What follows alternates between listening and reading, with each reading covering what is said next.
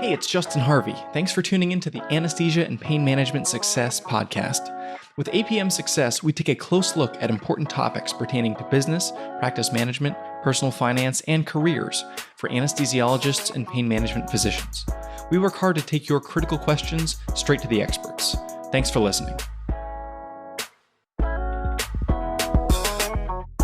Hello and welcome to episode 216 of APM Success.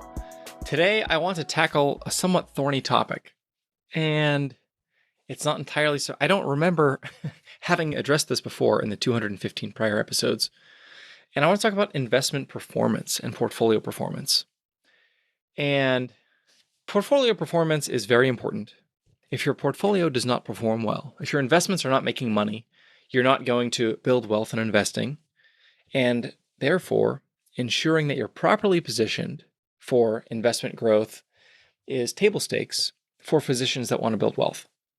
However, this conversation quickly gets complicated for practical and compliance reasons. But today, nevertheless, I'm going to try to give you a little bit of helpful context so that you can ask the right questions when you think about how well your portfolio is doing at a given time, or if you are assessing a potential advisor for prospective investment in the stock market. Today, I'm not going to make any specific recommendations about specific investments. Please talk to a professional before you rely on anything in this podcast. I'm only going to talk a little bit about performance, and this is for illustrative and educational purposes only. Past performance, as you will hear today, is not indicative of future results, which is one of the reasons why you shouldn't bother really asking about it. This topic came about because this week I was having lunch with my associate financial planner. His name is Evan. He's from Houston and was up visiting here in Portland. And periodically we have these in-person meetups for training, discussing the future, and having fun together. We were at a local pizza joint today in Portland, and Evan was recounting the story. One of his friends found out that he was a financial advisor, and they said, "Hey, Evan, how is APM Wealth's portfolio performance, and how does it compare to the S&P 500? One of my favorite derivations of this question, often phrased as a rebuttal or a challenge, is, why should I hire a financial advisor? They don't usually beat the S&P 500. There are a number of somewhat complex assumptions baked into this postulation that I'm going to largely set aside for the moment, but the heart of this question is fair. And that is, how should investors think about performance? How should they ask about it? How should they do very preliminary due diligence when trying to assess, is an advisor a good fit for them from an investment standpoint? So when I get the question, "Hey, Justin, tell me about your client's portfolio performance," and I frequently get this question on an intro call with a prospective new client, I categorically don't answer the question. So if you're listening to this podcast and you want to know, I'll just tell you what I'm going to tell everybody else in a long form format. There's a number of reasons I totally pass on this question. The first is to share about an individual client's performance. There are a number of client-specific considerations in terms of time horizon, investment risk, and the way that this client feels about risk, and the amount of money that they need to make in order to achieve their goals, and a number of other variables that are going to be huge factors in determining the portfolio performance that that client is going to experience. So it's very difficult to, either on an individual basis or in aggregate, communicate a number about performance that is in any way meaningful to a prospective client. If I was able to do that, it doesn't mean that you would get that performance in the future, or that if I was able to deliver a certain performance, that it would even be showing that I was competent.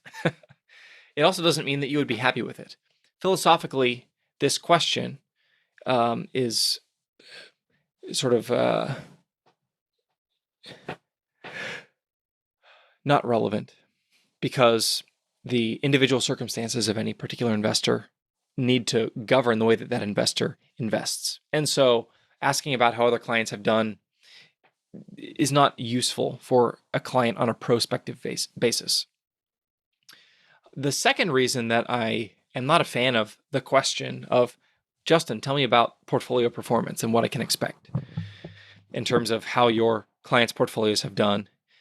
We might call this one the Heraclitus principle. So Heraclitus was an ancient Greek philosopher who has this illustration about a man stepping into a river, and he has famously said, "No man ever steps into the same river twice, for it is not the same river, and he is not the same man."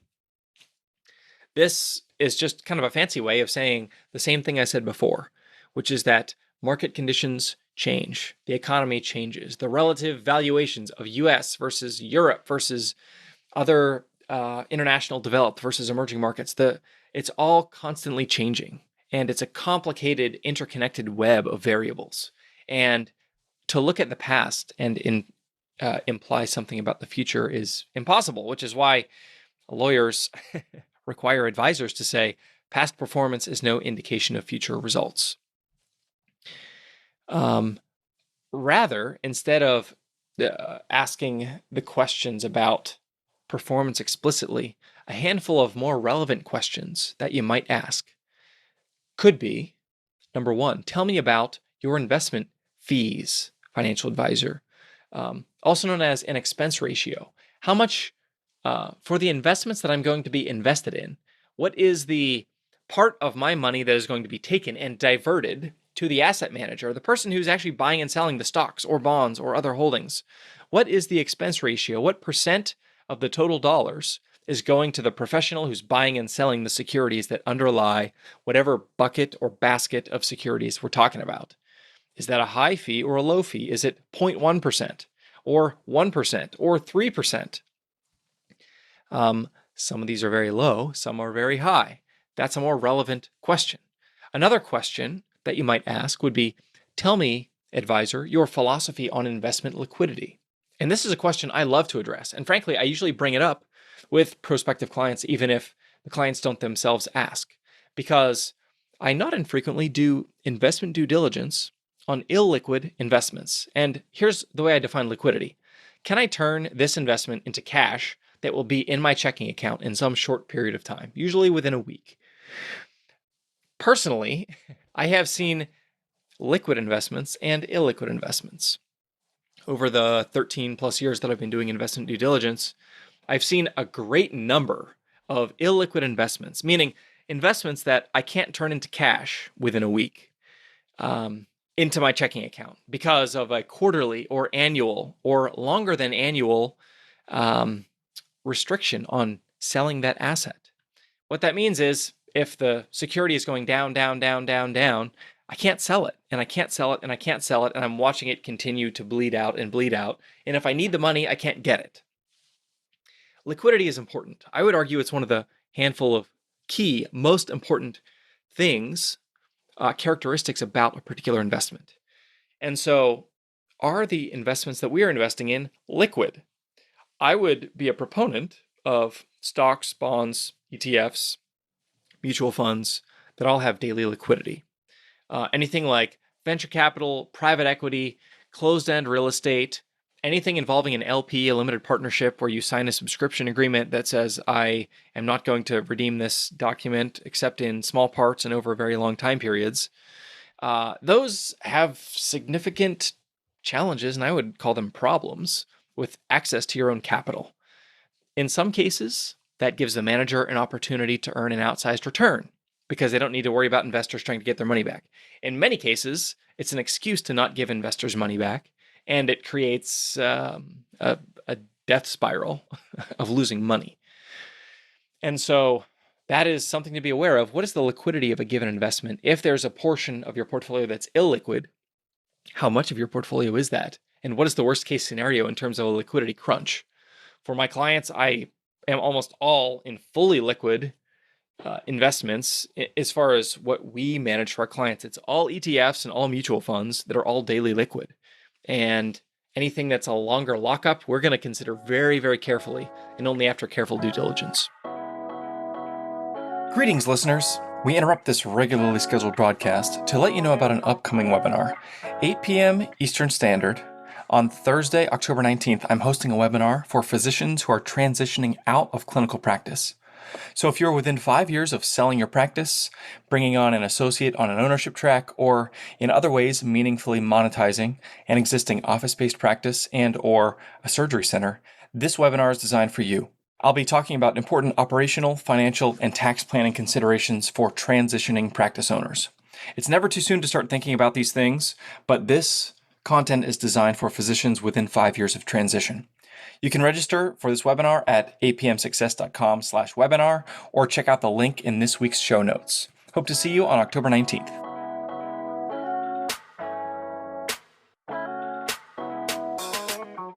Another open-ended question that is more useful might be, tell me about your investment process, advisor.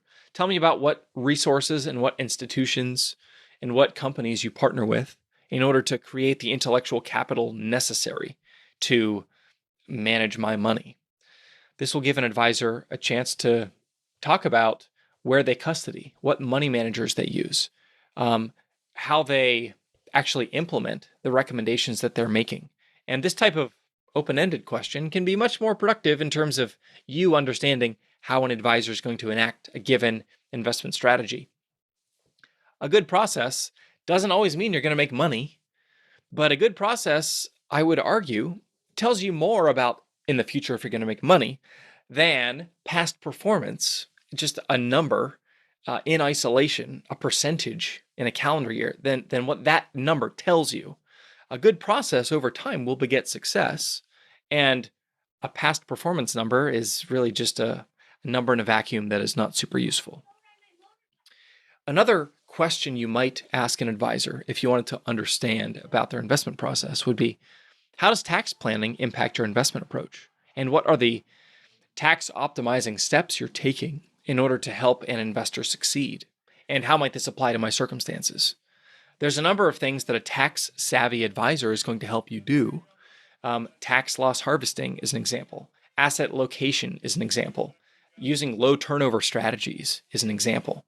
And being able to understand more about each of these, and frankly, as an investor, you're going to need to do some due diligence to understand what these ideas mean and to ask an advisor about how they're implemented. But there are ways that an advisor can add a lot of value in terms of proactive tax strategies through smart investing. That can reliably add to performance over time. That tells you more about future expected returns than past performance does. A focus on process in the future rather than outcome in the past is going to give you the most useful data as an investor for how you want to make a decision and with whom you want to work. In conclusion, when you're an investor, you want to consider what are the things within your control, or even if you're working with an advisor, what are the things within that advisor's control and what is outside of that advisor's control.